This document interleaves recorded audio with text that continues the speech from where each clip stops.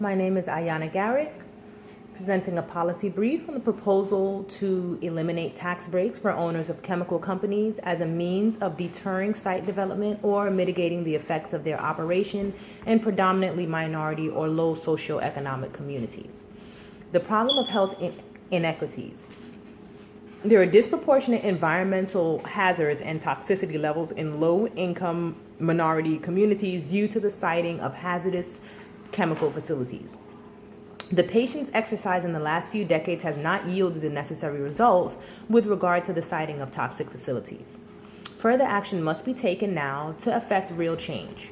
Low-income minorities, being African Americans, Latinos, and Native Americans, are negatively impacted by policies which do not do a good enough of a job of restricting the siting of hazardous facilities. Proposed policy. With regard to the siting of hazardous facilities in compromised communities, there should be the immediate elimination of any and all annual, federal, state, and local tax incentives, as well as it being made mandatory for potential developers to get approval from the residents of such communities in a comprehensive manner prior to being given the okay for construction to begin.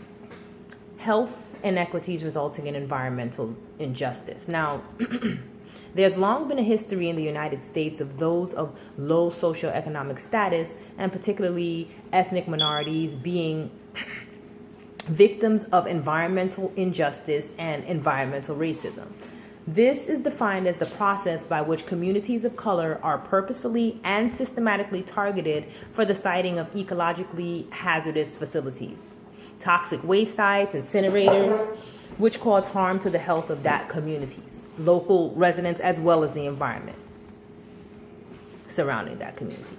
This targeting of particular communities has also been encouraged by the United States environmental policy and is better known as selective victimization. A study conducted by the Commission for Racial Injustice shows that African Americans are 79% more likely to live in neighborhoods with dangerous industrial pollution. 3 of 5 of the largest hazardous waste facilities in the United States are in poor African American communities. 3 out of every 5 African Americans and Latinos live near toxic waste sites, as well as live in areas where levels of poverty are far beyond the national average. Of the nation's 5 largest hazardous waste landfills, 3 of them are located in areas that primarily consist of African Americans of the lowest socioeconomic status. About half of Native Americans live in communities with uncontrollable toxic waste sites. Low-income children of color are more likely to be exposed to asbestos, lead, and other dangerous substances. Findings have been that 96% of African American children in inner cities have unsafe amounts of lead in their system. Exposure to these hazardous substances can cause severe learning disabilities as well as other neurological disorders. The 2 dominant factors in the siting of hazardous chemical facilities have historically been cost effectiveness and the extent to which opposition to its development is voiced. Businesses and municipalities typically choose to build power plants and freeways where land is cheapest for them. Property value is usually lower in neighborhoods with environmental hazards and consequently where poor and minorities are able to buy and rent. The fact that minorities are the predominant residents in low-income communities is not really an argued point. Opposition to site development is not as cut and dry, however. Yes, the factors which pose environmental threats like landfills, power plants, toxic waste, incinerators, and even freeway proximity have been widely accepted as hazardous and have been proven to be detrimental to the health of local residents, as well as the surrounding environment. However, for many low-income minorities communities, the general idea of environmental issues seem disconnected from them, such as the preservation of the rainforest or the extinction of exotic animals across the world. Some may even view the hazards that they're constantly exposed to as normal. More importantly, though, is the fact that many poor residents lack the time and resources to become educated about the issues regarding the potential hazardous effects of facilities to be sited in their communities. As such, they are not involved in the approval process, neither can they attempt to affect change. Those of a higher socioeconomic status, on the other hand, namely affluent Caucasians, have the luxury of adopting the NIMBY, NIMBY, which is an acronym for Not in My Backyard. They've adopted that outlook and have been able to resist environmental hazards in their communities from the onset of the environmental regulations of the past. As it stands, environmental regulatory systems like the Environmental Protection Agency, or EPA, allow piecemeal development of toxic facilities. Now, by allowing for chemical facilities to go through individual permit processes, the big picture as relates to the community is often not factored. Furthermore, the different local and state zoning and environmental regulatory bodies are ill-equipped to address the potential dangers of the cumulative effects of long-term exposure to these toxins. Additionally, although violators of environmental regulations are fined from time to time, the tax relief they receive it basically makes the fines of none effect. All right, it's likened unto a feedback system in that these businesses never really experience a deficit as a result of their morally unsound actions. Now, impacts. If the regulations with regard to the siting of hazardous facilities are not heightened, certain populations will continue to experience disproportionate levels of exposure to toxins with cumulative effects that can be potentially lethal. The combination of millions of dollars having been paid out to victims as a result of violation of regulations, along with the exorbitant amounts of money spent on healthcare, is just cause for working to effect change. Furthermore, considering that as a nation, we spend over $3 million on healthcare, which is typically reactionary, while only spending a little over $8 billion on public health, which is typically preventative, there clearly exists a massive disproportion.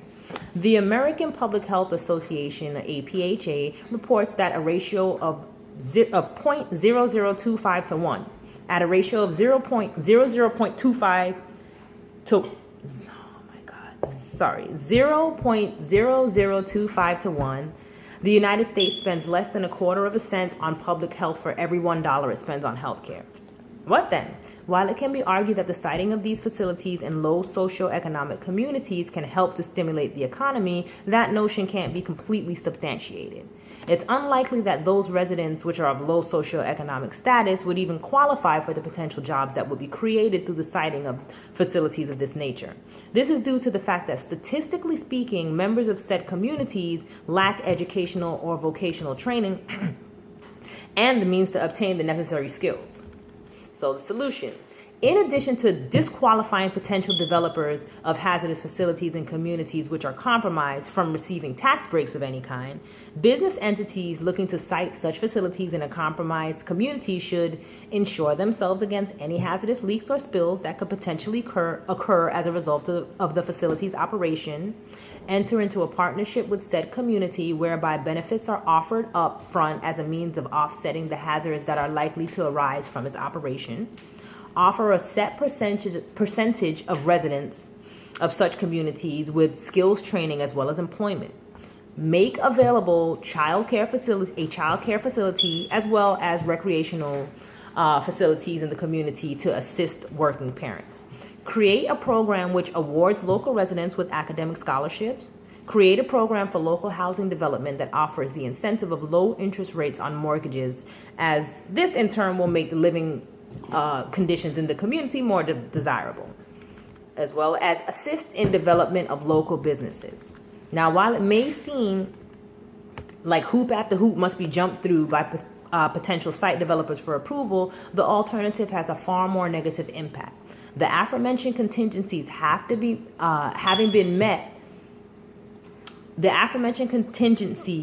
having to be met prior to the approval of site development in compromised communities pale in comparison to the tens of millions of dollars spent on legal costs by companies trying to be approved to obtain licensing for their potentially hazardous facility. All right, it's been made evident through empirical research studies that there still exists disproportionate levels of environmental hazards and toxicity in low-income minority communities as a result of hazardous chemical facilities being sited there.